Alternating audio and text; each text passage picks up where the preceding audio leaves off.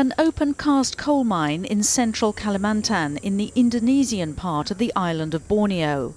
A large swathe of rainforest has been cleared for the diggers, trucks and extraction equipment. Local people say waste from the mine is also finding its way into the river they rely on. Sedang keruh kelihatan ini kalau sudah banjir gini nih, naik ini airnya keruh, sudah nggak bisa mandi sudah gini nih Pak. Ya kalau mandi ini tanah ini melulu itu. Gatal mungkin sudah, apalagi untuk dikonsumsi itu sudah nggak bisa. Kalau dulu bening air ini bersih, nggak seperti sekarang, nggak bisa sudah.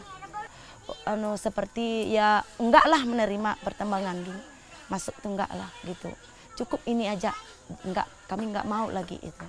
The company behind the mining activity here is Indonesia's Borneo Lambang, which got a $1 billion loan in 2012 from Standard Chartered Bank, the UK's second biggest bank.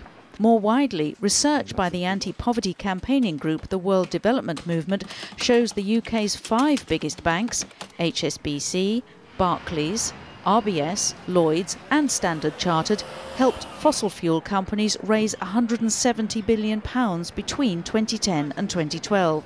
The group wants UK companies to have to disclose these investments and ultimately to be prevented from making them. If we're ever to meet our climate targets, we need to put a stop to all new investment in fossil fuels, including in projects such as the coal mining in Kalimantan.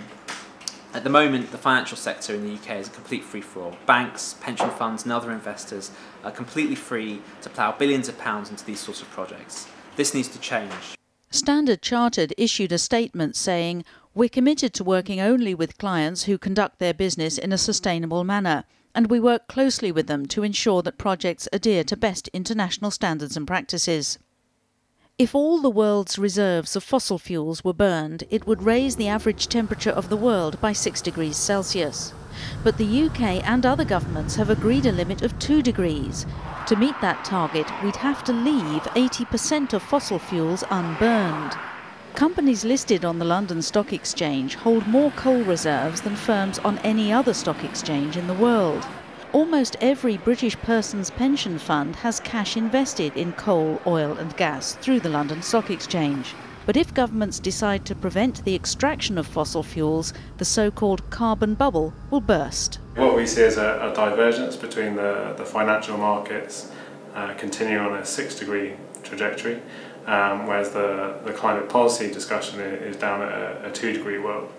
And the further apart that those two get, the bigger the problem we have in terms of bringing the finance to solve the climate problems and ensuring that capital isn't being wasted on carbon-intensive activities.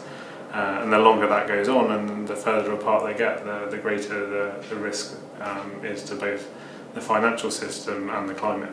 Earlier in 2013, the World Development Movement visited the coal mines of Kalimantan. Another UK company, BHP Billiton, is looking to mine nearby. If this goes ahead, this part of Borneo, with its forests teeming with life, its rivers full of fish, and its people still able to live from the land, could be changed beyond recognition. The World Development Movement hopes that having to disclose investments in fossil fuel extraction and to count carbon emissions from that activity in their own carbon footprint could dissuade many companies from ploughing cash into this sector.